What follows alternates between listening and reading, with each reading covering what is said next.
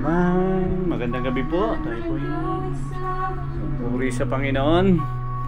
Kayang mingawan na kadakilaan mo, unang lahat ng lahat, unang maging mga salita, manghihayang kapatihan mo. Wala kang katulad, wala nang higit sa'yo. Wala kang katulad, wala nang kabantay sa'yo. Ikaw ang Diyos, noon pa man, maging ngayon at kailanman. Sa habang panahon, wala kang katulad. Wala kang katulad, wala nang higit sa'yo. Wala kang katulad, wala nang katulad.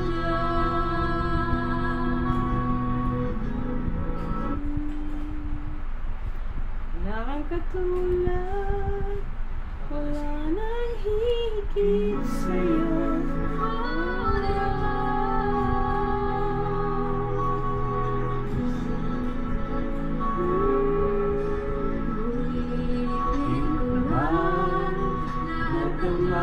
Sa mundo, di kayang idarawan ng kadakilaan mo.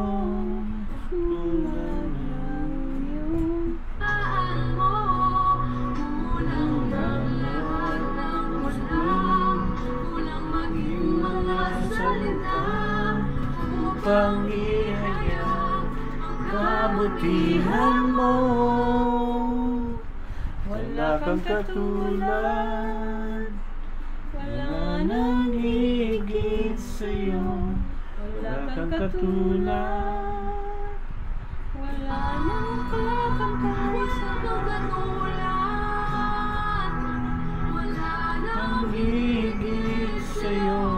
Wala kang katulad, wala nang papatay sa'yo. Ikaw ang Diyos, noon pa man, maging ngayon at kailanman. Sa habang panahon, wala kang katulad. Wala kang katulad. Okay, tayo yan na. Medyo ano ito, distracting ito.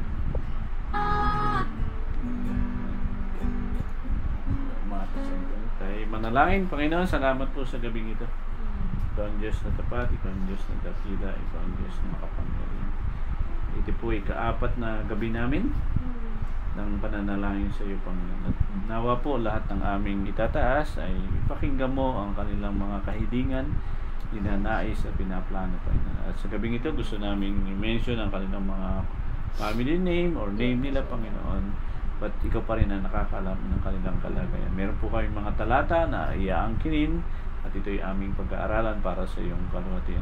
Salamat po. We commit everything to you, Lord, in which we pray. Amen. Ngayong gabi, hindi muna tayo dadako sa ating family.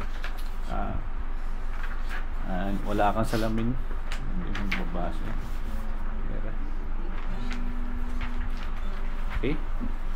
So, ngayong gabi, yung ano dyan, sabi dyan sa baba, the verse that says pray without ceasing doesn't mean to be constantly in formal prayer posture, but rather to maintain constant awareness of God and to live a life a way that is always open to prayer and communication with Him, other related persons. Okay, unahin muna natin yung talata, no?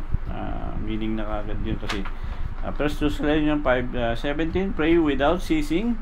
This verse is part of the larger passage of 1 Thessalonians 5:16-18, which encourage believers to rejoice always.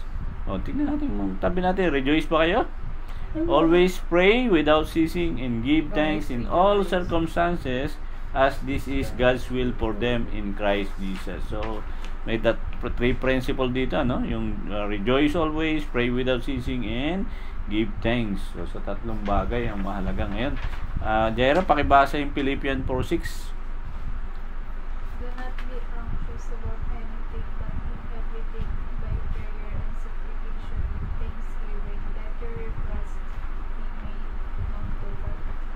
Okay, yung sa kanina sa 1 Thessalonians 5:17, pray without ceasing, pero prior to that, merong rejoice always. Sa Philippians 4:6, nadun din yung salitang thanksgiving, let your request be known to God. Kuya, Colossians chapter 4 verse 2. Colossians chapter 4 verse 2. Devote yourselves to prayer, being watchful and thankful. Okay, nadun pa rin yung principle ng kung mananalangin kayo, ay dapat lagi din kayo magpasalamat. So sa gabing ito mamaya i-off natin yung camera, pero we will go muna dun sa prayer. We have 44. So 11 tayo, ako mananalangin hanggang 11. Si Kuya Jaja 12 to 22. 22.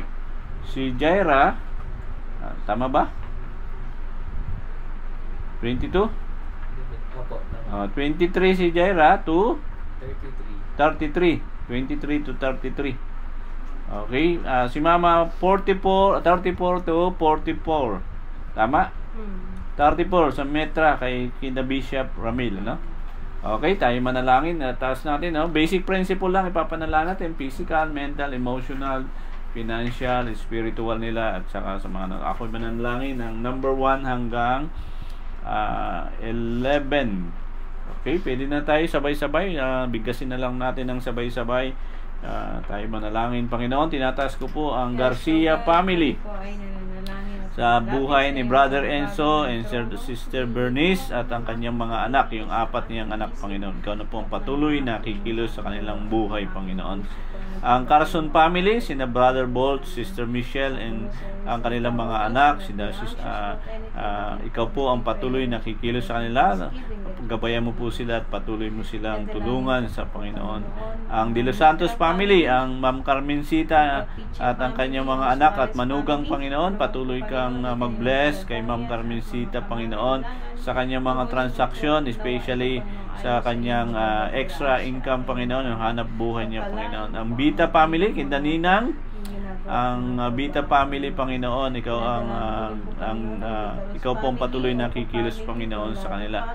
Ang Pahi family, Panginoon, sina Ninang Eloisa, Panginoon, sina Tutix, Panginoon, ang Sinyagan, Arquiliano Pahi, Panginoon, patuloy ka mag-bless, Panginoon, sa kanya. Ang De Los Santos family, sinda Ati Tita and Lutlot, ang kanilang mga anak, Panginoon, ay patuloy ka mag-bless sa buhay ng ang Asperas family, sinda Brother Mel, ang kanyang mga anak, Panginoon, sinda Sister Joanne, ang Sebias family, Panginoon, patuloy ka mag-bless sa kanila, Panginoon. Ang Doctor family, ikaw po ang mag-bless sa kanila, Panginoon. Ang Banawa family, Panginoon, sinda Ate Grace at ang kanyang mga anak, patuloy ka mag-bless sa kanya. Ang Mauricio family, Panginoon, sinda Sister Jo, Kayanan, Mauricio, Panginoon, patuloy ka mag-bless sa kanila. Ang aming anak, ang inaanak na sina Sir Ben and Sister Grace, Relator family, Panginoon, patuloy ka mag-bless sa kanila. Lord, inaangkin po namin ang manalangin ng walang patid, pray without ceasing, Panginoon.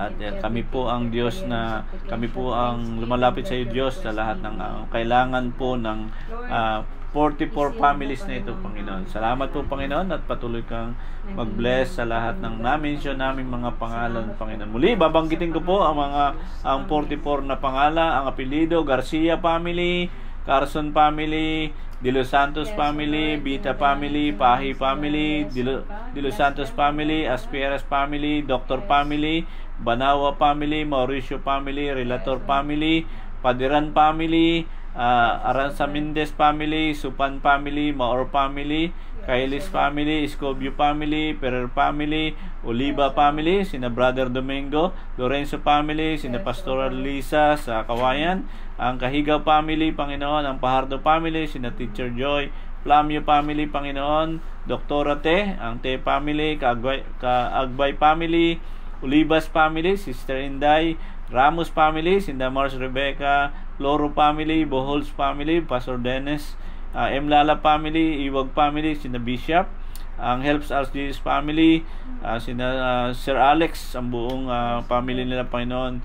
Ang Hison family, sina Bishop Daniel. Mitra family, sina Bishop Ramel. Alpici family, Pastor Romnick, Panginoon. Suarez family, Pastor Adoniram family, Panginoon. Ang Licaros family, sina Mamina, Panginoon. Ang Oco family, sina Pastor Ronnie. Ang Borlado family, Pastor Daniel. Mendoza family, Pastor Ray Mendoza. Matundan family, Pastor June. Ana Katrina Matundan Rolona. Sina Mavic, Velasco, Velasco, Panginoon. Ang Tanya Franca family, Panginoon. Sina Pastor Alex and Pastor Anmel Tanya Franca. Ang Jesus Christ the Savior Christian Church family, Panginoon, kung saan kami po sa April 6, 2025 ay merong simple gathering of reaching them, Panginoon, navigating their career, Panginoon, para sa 60 youth, Panginoon. Bless us, O God. Ang Olivera Cares at ang Helps Philippines, ganun din po ang Jesus Christ the Savior Christian Church family. Muli po, inaangkin namin ang iyong mga talata sa 1 Thessalonians 5:16-18, which encourage believer to rejoice always, pray without ceasing, and give thanks in all circumstances, as this is God's will for them in Christ Jesus. Philippians 4:6, do not be anxious about anything, but everything by prayer and supplication with thanksgiving, let your requests be made known to God. Colossians chapter 4 verse 2, devote yourself to prayer, being watchful and thankful. Lord, salamat po sa gabing ito. Pagpalain mo po ang aming susunod na kabanata ng aming pananalangin, Panginoon. At pagpalain mo po itong 44 families that we are lifting up to you, Father God, tonight, March 24, 2025. Thank you, Lord. In this we pray. Amen. Okay, kaway na kayo. Thank you. Bye-bye. God bless. 12 minutes din. Okay na yan. Okay.